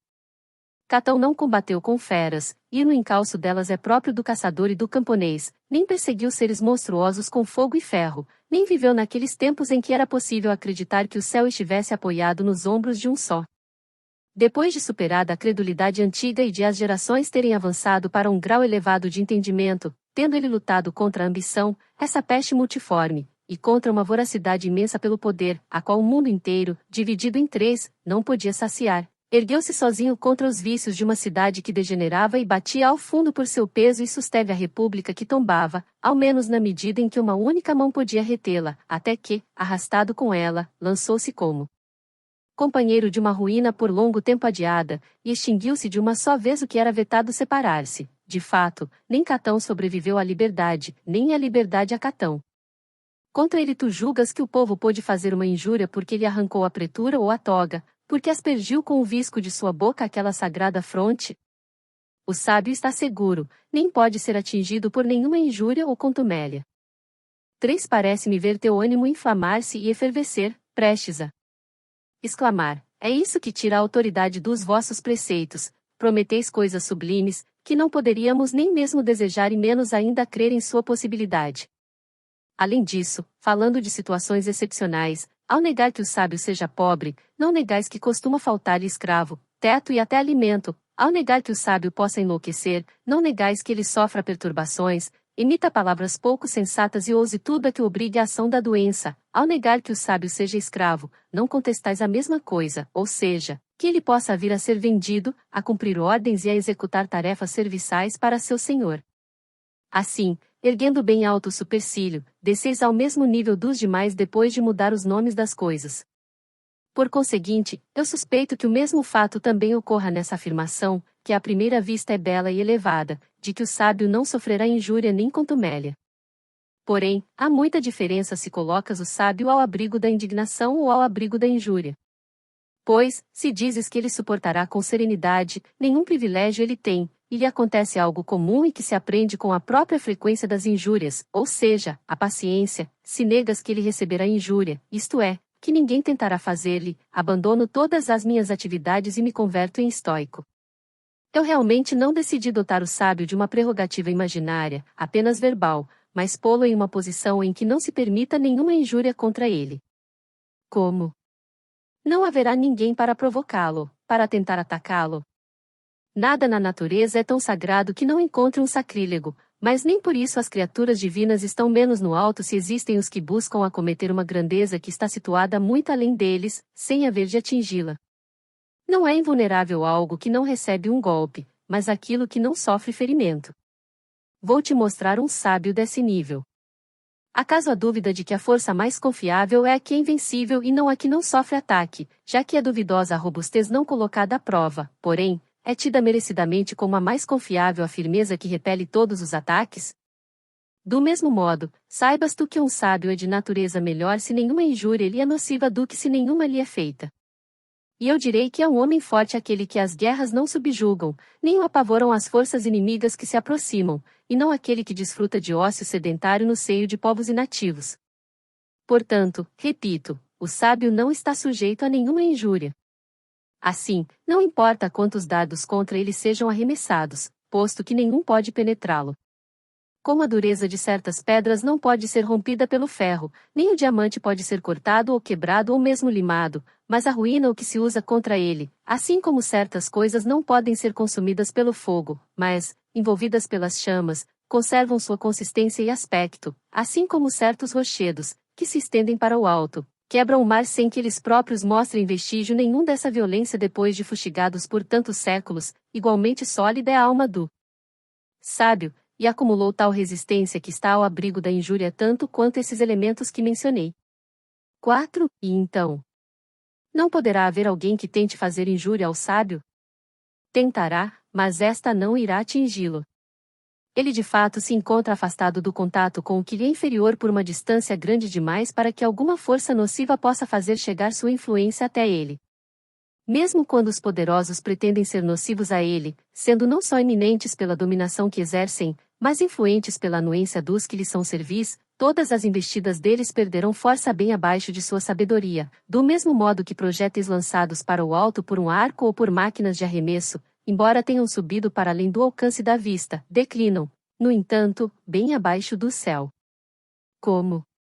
Tu achas que, quando aquele famoso rei estúpido escureceu o dia com uma descarga de projéteis, alguma seta tenha alvejado o sol, ou que, depois de ele ter lançado grilhões sobre o mar, Netuno tenha sido atingido? Assim como as criaturas celestes escapam às mãos humanas e em nada a divindade é lesada pela ação dos que derrubam templos e fundem suas estátuas, igualmente tudo que contra os sábios se pratica com empáfia, petulância, soberba são tentativas inúteis. Mas seria melhor que não houvesse ninguém que quisesse fazê-lo. Desejas coisa difícil para o gênero humano, a inofensividade. E o fato de não se fazer tem importância para os que têm intenção de fazer, não para aquele que não pode sofrer tal ação nem mesmo se lhe for feita. Ao contrário, talvez a tranquilidade em meio às provocações exponha mais ainda o vigor da sabedoria, tal como a maior prova de um general potente em armas e homens é sua segurança prudente no território dos inimigos. 5. Separemos, sereno, se te parece adequado, a injúria e a contumélia. A primeira é por natureza mais grave, esta outra, mais leve, e grave apenas para os melindrosos, pela qual as pessoas não sofrem dano, mas ofensa, porém, tão grandes são a degradação e a futilidade das mentes que alguns julgam que nada é mais penoso. Assim, encontrarás um escravo que prefira ser golpeado com açoites em vez de murros e que acha a morte e as pancadas mais toleráveis do que palavras ofensivas. Chegou-se a uma estupidez tão grande que nos atormentamos não só pela dor, mas também pela suposição da dor, à maneira das crianças, nas quais uma sombra, máscaras disformes ou faces contorcidas incutem medo, e até provocam lágrimas palavras desagradáveis a seus ouvidos, o movimento dos dedos e outras coisas que elas irrefletidamente rechaçam por um impulso errôneo. A injúria tem o seguinte propósito: fazer o mal a alguém. A sabedoria, contudo, não deixa lugar para o mal. Para ela o único mal é a torpeza, que não pode entrar ali onde já se encontram a virtude e a honradez. Portanto, se não existe injúria sem o mal, e não existe o mal se não há torpeza, nem a torpeza pode atingir o que está imbuído de honradez, a injúria não atinge o sábio. De fato, se a injúria consiste em sofrer algum mal, mas o sábio não sofre mal algum, nenhuma injúria recai sobre ele. Toda injúria é um rebaixamento daquele contra quem ela se lança, nem pode alguém receber uma injúria sem algum dano, seja de sua dignidade, seja de seu corpo ou de coisas situadas fora de nós. O sábio, entretanto, nada pode perder. Tudo ele preservou em si mesmo, nada confiou à fortuna, mantém seus bens em segurança, contente com sua virtude, que não carece dos dons da fortuna e por isso não pode sofrer nem acréscimo nem diminuição. Com efeito, o que se expandiu até o ápice não tem espaço para incremento, e nada a fortuna retira além daquilo que deu. Ora, ela não dá a virtude, por isso não a subtrai. A virtude é livre, inviolável, firme, inabalável, de tal modo endurecida contra as desventuras que nem mesmo pode ser curvada e menos ainda vencida. Em face de apetrechos de terror, mantém os olhos firmes, nada muda em seu rosto, a despeito de lhe ser exibida uma realidade penosa ou favorável. Assim, não perderá nada do que ele verá como perecível. Está realmente de posse só da virtude, da qual não pode nunca ser destituído, das demais coisas faz uso temporário. Ora, quem se abala pela perda de um bem alheio? E se a injúria nada pode lesar desses bens que são próprios do sábio, porque, estando salva a virtude, salvos estão seus bens, ao sábio não se pode fazer injúria. Demétrio, cognominado Poliorceta, havia tomado Mégara. O filósofo Estilbão, interrogado por ele se havia sofrido alguma perda, respondeu: nenhuma, tudo o que é meu tenho comigo. Mas seu patrimônio havia se convertido em despojo de guerra, suas filhas o inimigo havia arrebatado, sua pátria havia caído em domínio alheio, e um rei, circundado pelas armas do exército vitorioso, interrogava-o de um assento elevado. Ele, no entanto, arrancou-lhe a vitória e atestou que estava não só invicto, como indene, pois tinha consigo os verdadeiros bens, sobre os quais não se pode lançar as mãos, e aqueles, dissipados e saqueados, que estavam sendo levados, não os julgava seus, mas exteriores e resultantes do desejo da fortuna.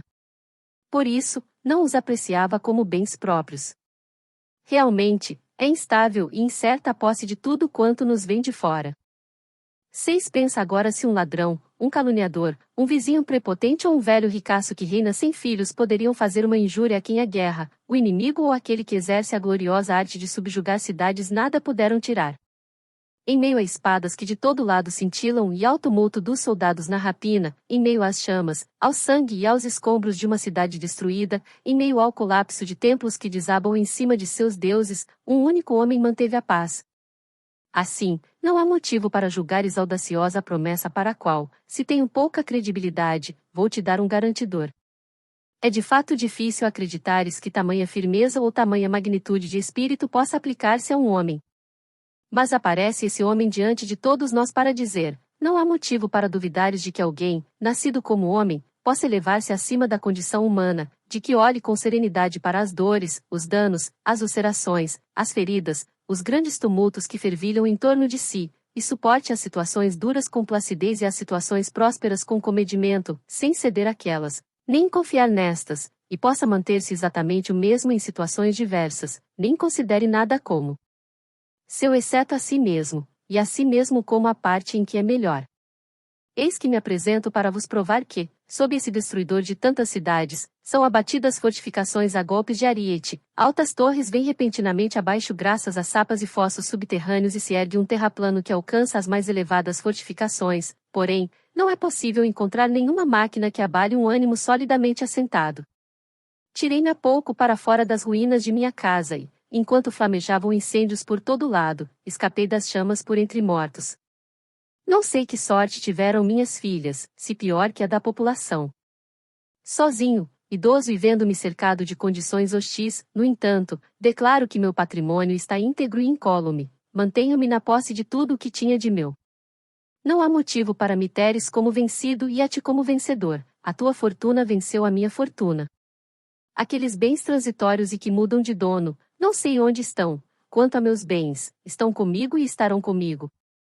Esses ricos perderam seus patrimônios, os libidinosos perderam seus amores e, com alto dispêndio de pudor, as amantes prediletas, os ambiciosos perderam a cúria, o fórum e os locais destinados ao exercício dos vícios em público, os agiotas, seus registros, nos quais a avidez imagina sorridente falsas riquezas, eu, entretanto, conservo tudo intacto e íntegro.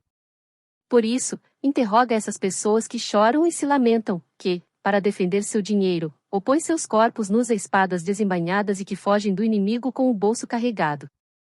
Saibas, portanto, o seguinte, sereno, que o homem perfeito, pleno de virtudes divinas e humanas, nada perde. Seus bens estão circundados de defesas sólidas e intransponíveis. Não poderias comparar a elas as muralhas da Babilônia, que Alexandre invadiu, nem as fortificações de Cartago ou de Numância, conquistadas por uma única mão, nem a colina do Capitólio. Esses locais trazem a marca do inimigo. As defesas que protegem os sábios são resistentes ao fogo e aos assaltos, não oferecem acesso algum, são elevadas, inexpugnáveis, iguais às dos deuses. 7. Não há por que afirmar, tal como costumas, que esse nosso sábio não se encontra em parte alguma.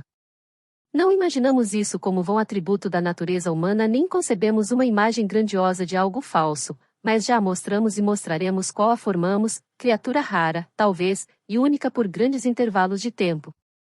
Realmente, tudo o que é grande e que supera o limite habitual e comum não é gerado com frequência. De resto, o próprio Marco Catão, de cuja menção partiu esta discussão, receio que esteja acima de nosso modelo. Depois, algo que causa um dano deve ser mais forte do que algo que sofre um dano, ora, a perversidade não é mais forte do que a virtude, portanto, não pode o sábio sofrer dano. A injúria contra os bons é intentada somente pelos maus. Os bons mantêm a paz entre si, os maus são tão perniciosos para os bons quanto entre si. Mas, se só o mais fraco pode sofrer dano e, além do mais, o mal é mais fraco que o bom, e os bons não devem temer injúria a não ser de quem é diferente deles, a injúria não atinge um homem sábio. Sem dúvida, já não é preciso lembrá-lo de que ninguém é bom senão o sábio. Alguém diz, se Sócrates foi injustamente condenado, ele sofreu injúria. Neste ponto convém entendermos que pode acontecer de alguém me fazer injúria e eu não recebê-la, é como se alguém roubasse uma coisa de minha casa no campo e a deixasse em minha casa na cidade, ele teria praticado um furto, eu nada teria de 4 perdido. Alguém pode tornar-se culpado, embora não tenha cometido um ato culpável. Se um homem se deitar com sua esposa como se fosse a de outro, será um adúltero, embora ela não seja adúltera. Alguém me deu veneno, mas este perdeu sua virulência ao misturar-se com a comida. Ele, ao dar o veneno, implicou-se em um crime, mesmo se não causou mal. Não é menos criminoso aquele cujo punhal foi detido pela resistência da roupa. Todos os crimes se consumam o suficiente para haver culpa antes mesmo de efetuado o ato. Alguns atos são de tal condição e estão vinculados segundo uma relação tal que um pode ocorrer sem o outro, mas não vice-versa. Tentarei tornar evidente o que digo. Posso mover os pés sem correr, não posso correr sem mover os pés, posso não nadar mesmo estando na água, se estou nadando, não posso não estar na água. Tem essa condição também aquilo de que estamos tratando. Se sofri uma injúria, é necessário que ela tenha sido feita. Se foi feita, não é necessário que eu a tenha sofrido. Muitas coisas podem de fato acontecer que afastem a injúria, tal como algum acaso pode abaixar a mão que se dispunha a agredir e desviar dardos arremessados. De igual maneira, alguma coisa pode repelir quaisquer injúrias e interceptá-las a meio caminho, de modo que, mesmo tendo sido feitas, não sejam recebidas. 8. Além disso, a justiça nada pode sofrer de injusto porque coisas contrárias não se relacionam.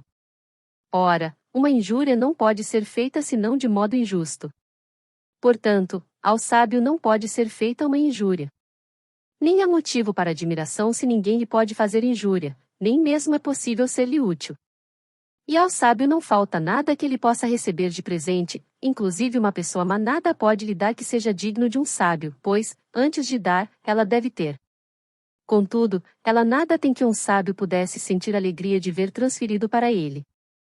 Portanto, ninguém pode fazer mal ao sábio ou ser-lhe útil, posto que criaturas divinas nem desejam ajuda, nem podem sofrer dano. Ora, o sábio está contigo e próximo aos deuses, exceto pela condição mortal, é semelhante a um deus. Ao esforçar-se e dirigir-se para planos elevados, ordenados, tranquilos, que seguem um fluxo uniforme e harmônico, serenos, benignos, criados para o bem de todos, benéficos para si e para os demais planos, ele não cobiçará nada de insignificante, nada irá lamentar. Aquele que, apoiado na razão, avança com ânimo divino em meio às vicissitudes humanas, não tem onde receber uma injúria. Achas que estou falando só daquela proveniente do homem?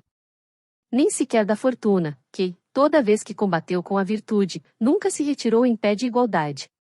Se com ânimo sereno e plácido recebemos o mais intenso suplício, mais além do qual uma legislação enfurecida e mandatários os mais cruéis nada têm com que nos possam ameaçar, no qual a fortuna esgota seu poder, e se sabemos que a morte não é um mal, e por isso nem mesmo a injúria, muito mais facilmente toleraremos outras vicissitudes, danos e sofrimentos, humilhações, desterros, lutos, separações, coisas que não abatem o sábio mesmo se o acometessem todas juntas, ainda menos ele iria afligir. Se com os golpes de cada uma individualmente. E, se ele suporta com equilíbrio as injúrias da fortuna, quanto mais as de homens poderosos, que ele sabe serem agentes da fortuna.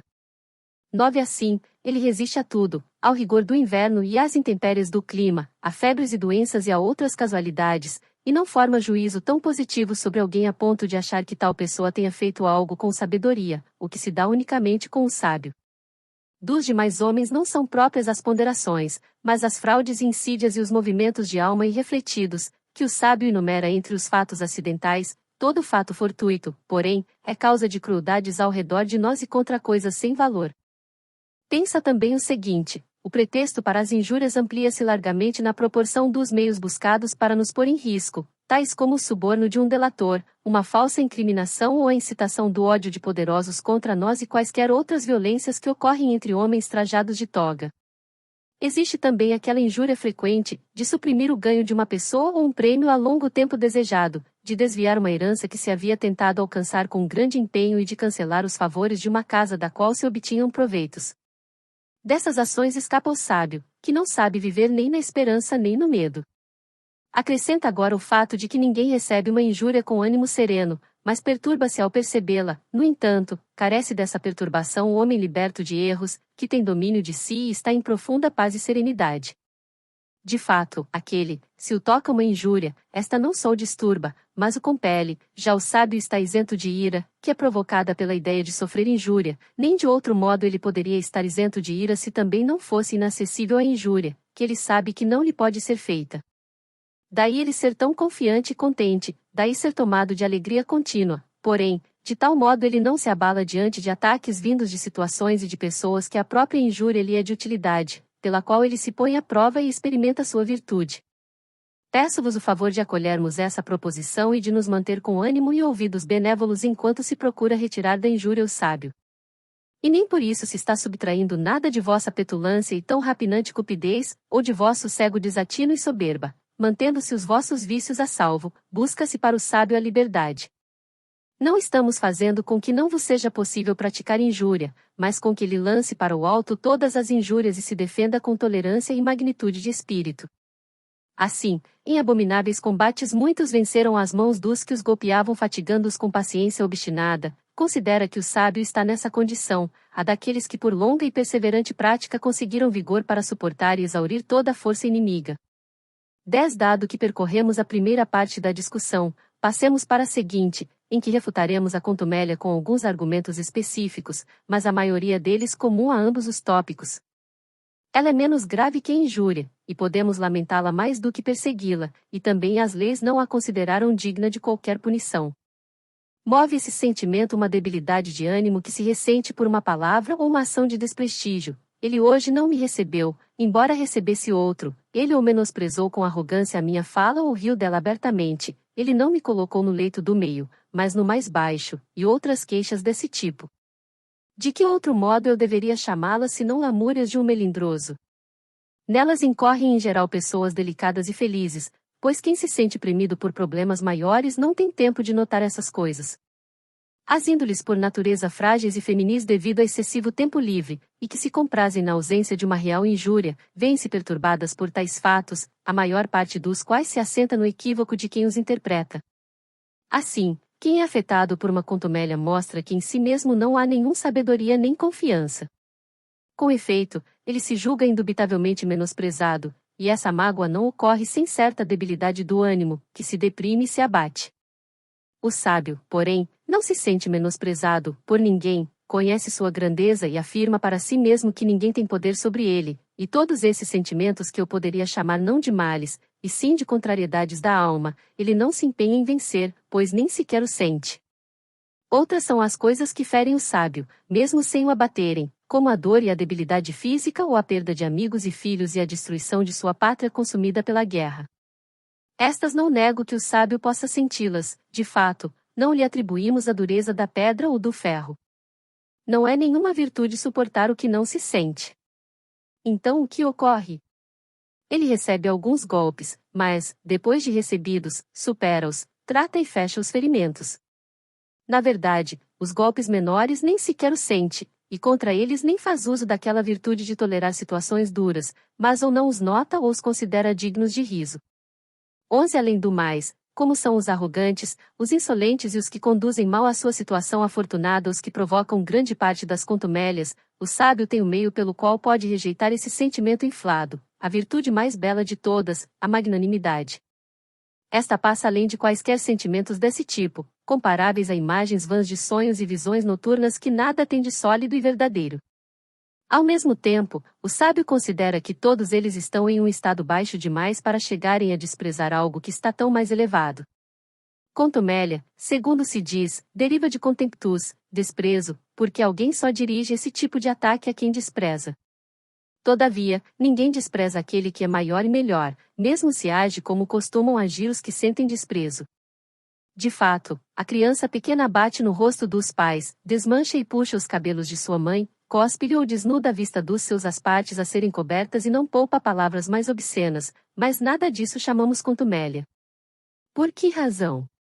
Porque quem as faz não é capaz de desprezar. É a mesma razão porque nos divertem as brincadeiras de nossos escravos contra seus senhores, e a ousadia deles se faz justificar contra convivas tão somente sob a condição de começar pelo Senhor. E quanto mais desprezíveis são eles, mais soltas têm as línguas. Para essa finalidade, alguns compram moleques insolentes, estimulam a impudência deles e os deixam junto a um instrutor para que de propósito espalhem impropérios, e não chamamos isso de contumélias, e sim de gracejos. Porém, quanta estupidez há em ora divertir-se, ora ofender-se, e uma coisa dita por um amigo chamá-la de afronta, dita por um escravinho, de insulto brincalhão. 12. A percepção que temos das crianças, o sábio a tem de todos os homens, que, mesmo depois da juventude e da velhice, permanecem na infância. Acaso progrediram esses homens cujo espírito é enfermo e cujas deficiências aumentaram enormemente, os quais diferem das crianças somente pelo tamanho e pela forma do corpo, sendo de resto não menos volúveis e inseguros, com uma sede indistinta de prazeres, nervosos, inclusive pacatos não por temperamento, mas por temor? Ninguém poderia dizer que entre eles e os meninos há diferença porque estes são ávidos por dadinhos ou nozes e por pequenas moedas, e aqueles, por ouro, prata e por mesas circulares, porque estes, entre si, fazem-se de magistrados e imitam a toga pretexta, os faces e o tribunal, e aqueles praticam a sério as mesmas atividades no campo de Marte, no Foro ou na Cúria, estes, na praia, com montes de areia constroem castelos, e aqueles, como se estivessem realizando algo importante, ocupados em erguer pedras, paredes e tetos, transformaram em risco abrigos criados para a proteção de nossos corpos. Portanto, o engano dos mais avançados em idade é igual ao das crianças, mas diz respeito a três coisas distintas e de importância maior. Por conseguinte, não sem razão o sábio encara como brincadeiras as suas contumélias e por vezes os adverte e os castiga como a crianças, não porque tenha sido afetado por uma injúria, mas porque eles a fizeram e para que deixem de fazê-la. De fato, assim também a montaria é domada com o açoite. Não nos enfurecemos com esses animais quando recusam o cavaleiro, contudo os punimos para que a dor vença a contumácia. Portanto, verá solucionada igualmente aquela objeção que se nos faz: se o sábio não é afetado nem pela injúria nem pela contumélia, por que ele pune os que a fizeram? Ele não se vinga, mas os corrige. 13 No entanto, qual é a razão para não acreditares que esta firmeza de ânimo ocorra em um homem sábio, quando te é possível notar em outros a mesma condição, embora de origem diversa? Que médico se enfurece com um louco? Quem recebe como ofensivos os insultos de uma pessoa febril à qual se negou água fria? O sábio tem para com todos o mesmo sentimento que o médico para com seus pacientes, dos quais nem recusa tocar as partes íntimas se carecem de tratamento, nem examinar os dejetos e os fluidos, nem suportar os gritos insultuosos dos que agridem por insânia.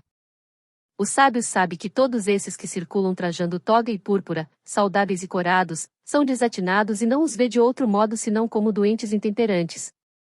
Assim, ele nem sequer se irrita-se, em sua enfermidade, se atreveram a uma atitude mais petulante contra quem os está medicando e, com o mesmo ânimo com que julga sem valor as homenagens deles, igualmente julga os seus atos pouco respeitosos. Assim como não lhe causará agrado se um mendigo o reverenciar, nem irá considerar uma contumélia se um homem da mais baixa plebe não responder à sua saudação, tampouco ficará encantado se muitas pessoas ricas o admirarem. Sabe que em nada elas diferem dos mendigos, sendo até mesmo mais miseráveis, aqueles carecem de pouco, estas, de muito. Além do mais, não se impressionará se o rei dos Medas ou Átalo, rei da Ásia, passar por ele em silêncio e com expressão arrogante enquanto ele o saúda. Ele sabe que não há nada de invejável na condição de tal pessoa mais do que na daquela a quem, numa casa de ampla criadagem, coube cuidar de doentes e loucos.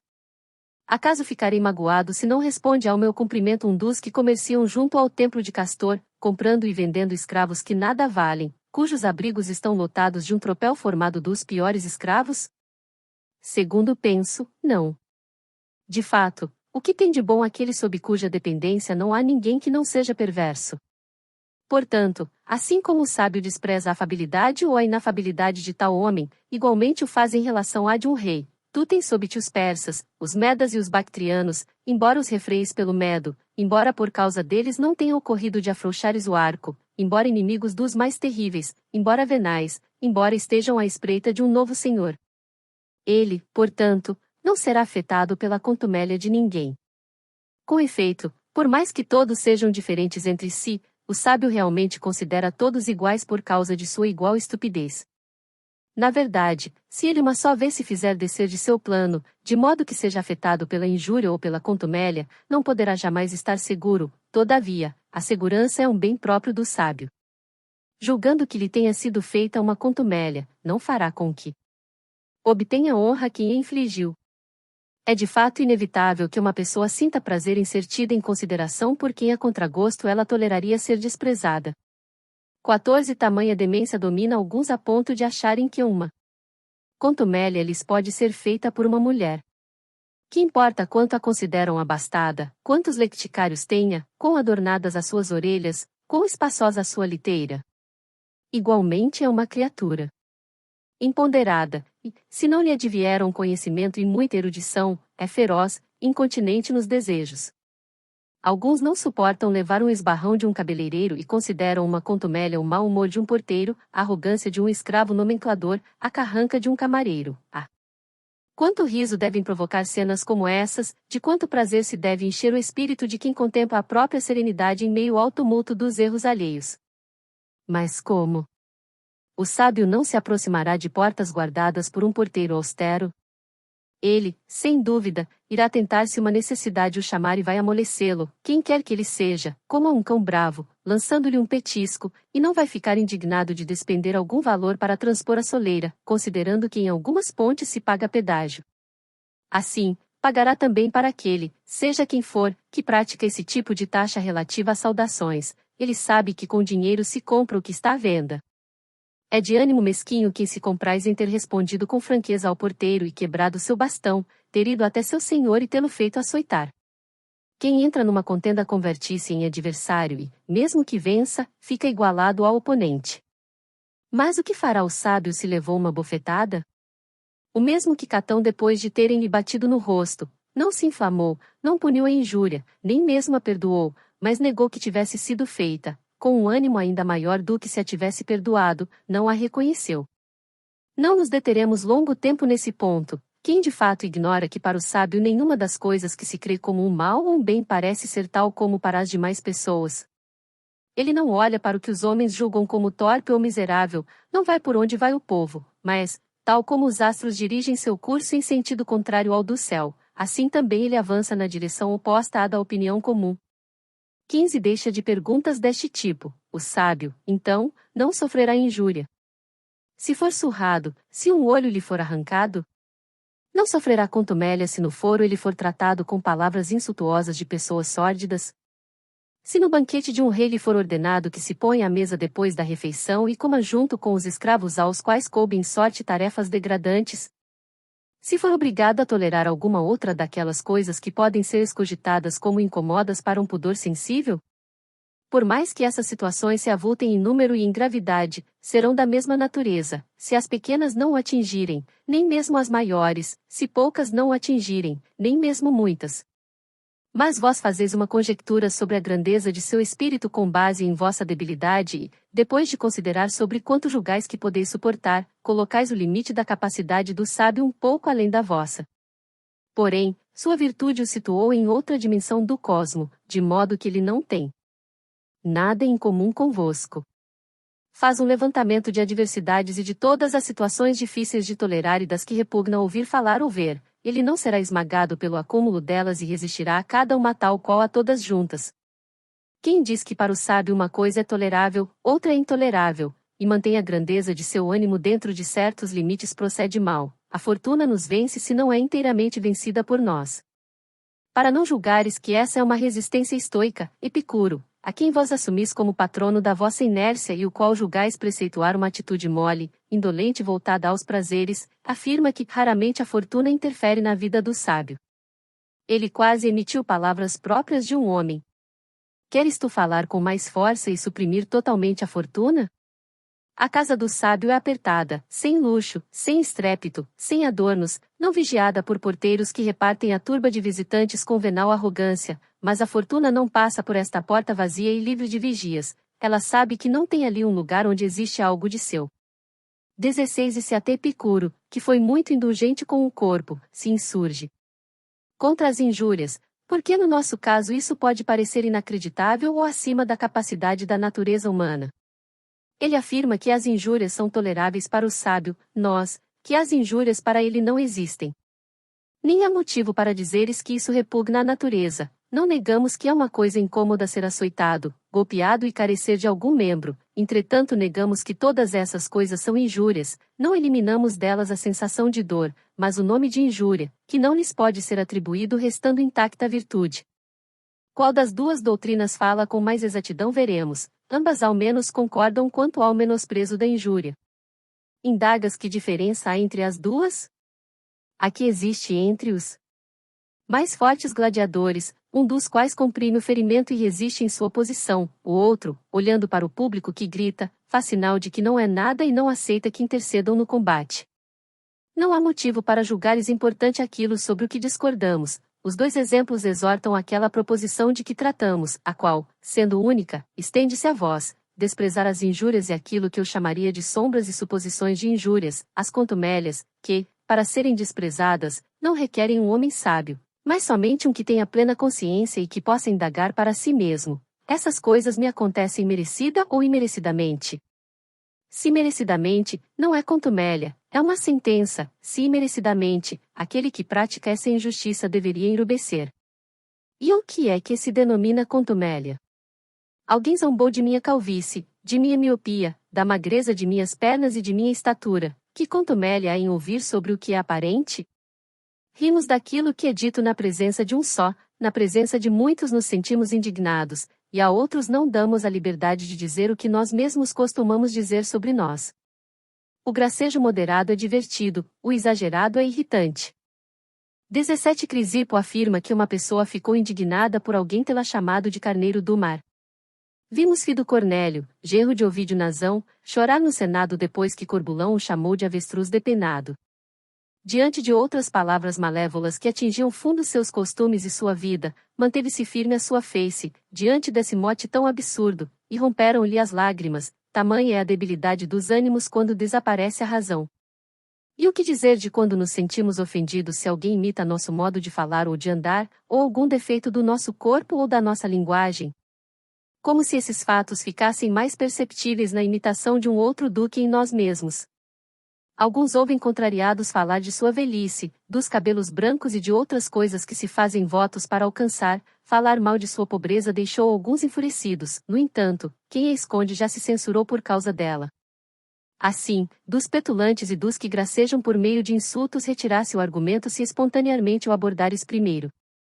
Não oferece motivo de riso quem ri de si mesmo.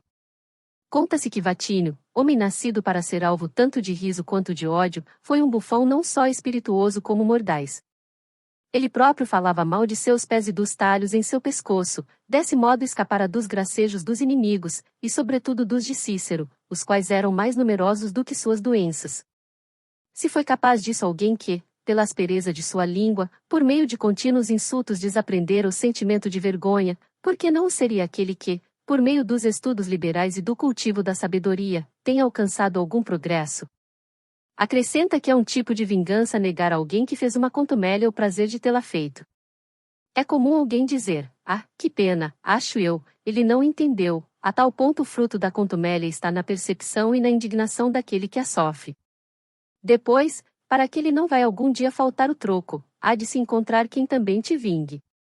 18 Caio César, um contumelioso, entre outros vícios em que abundava, era movido pelo prazer intenso de ferir todos com alguma afronta, ele próprio sendo matéria muito fecunda de riso, tamanha era a feiura da palidez que atestava sua insânia, tamanha a expressão feroz de seus olhos ocultos sob a fronte envelhecida, tamanho o aspecto ruim de sua cabeça pelada e com os respingos de cabelos postiços, e ainda a cerviz tomada de pelos, a finura das pernas e a enormidade dos pés.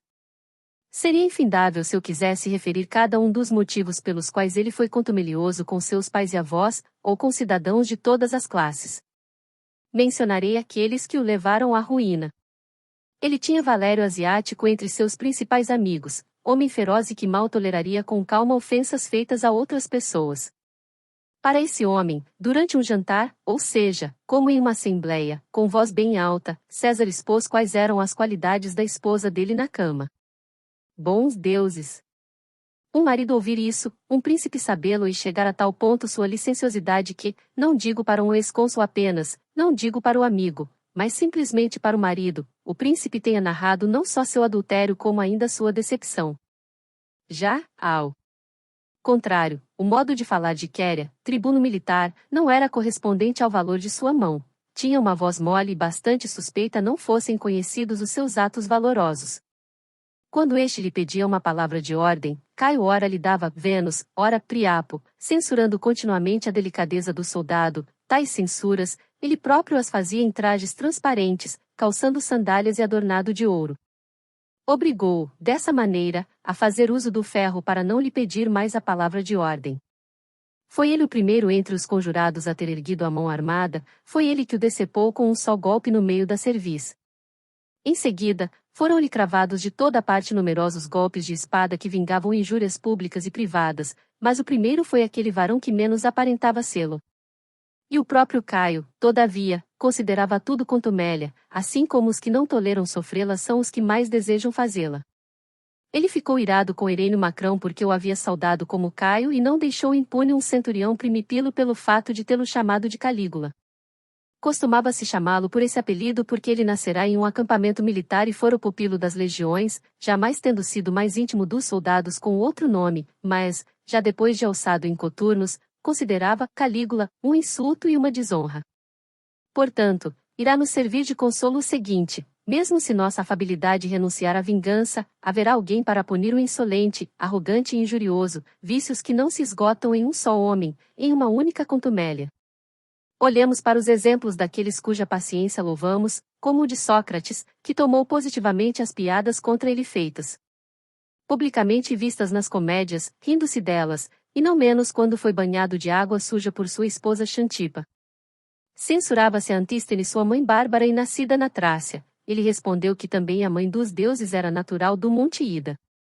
19 Não se deve chegar à rixa e ao antagonismo. Devemos nos apartar.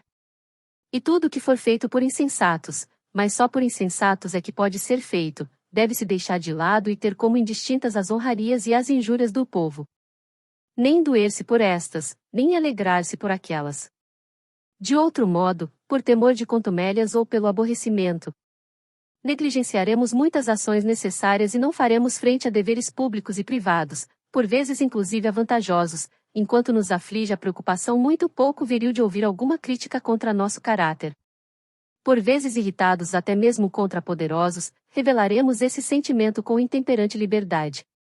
Mas também não é liberdade nada sentir, enganamo-nos, liberdade é situar o ânimo acima das injúrias e constituir-se como um ser cuja felicidade lhe venha unicamente de si, é separar de si os eventos exteriores para não ter de levar uma vida atormentada, a temer o riso de todos, a língua de todos. De fato, quem é que não nos poderia fazer um insulto se qualquer um pode? Porém, o sábio e aquele que aspira à sabedoria usarão de um remédio diverso. Os imperfeitos, que se pautam ainda pela opinião comum, devem imaginar o seguinte, que eles terão de viver em meio a injúrias e contumélias, tudo lhes chegará mais leve se já estiverem esperando. Quanto mais honorável é um homem por sua origem, fama e patrimônio, tanto mais valorosa é sua conduta, lembrado de que na linha de frente ficam as tropas mais graduadas. As contumélias, palavras injuriosas, ignomínias e outras desfeitas, ele suporta tal como o clamor dos inimigos, os dardos que passam longe, as pedras a crepitar em torno do capacete sem ferir. As injúrias, tal como golpes, uns cravados nas armas, outros no peito, ele sustenta sem cair e mesmo sem se mover de seu posto. Inclusive se sofres um cerco e uma pressão de violência feroz, é torpe, entretanto, ceder, protege o posto que te foi designado pela natureza. Perguntas: que posto é esse? O de homem. O sábio dispõe de outro auxílio, que é o reverso. Deste, pois vós estáis em combate, ele já alcançou a vitória. Não resistais a vosso bem, e, durante o esforço para chegar à verdade, alimentai no ânimo essa esperança, acolhei de bom grado os melhores conselhos e buscai auxílio na crença e na vontade. Existir uma criatura invencível, existir uma pessoa contra a qual não tem poder a fortuna é do interesse da sociedade humana. Muito obrigada por assistir a este vídeo até o fim. Espero que tenha aprendido algo novo e interessante hoje. Até a próxima!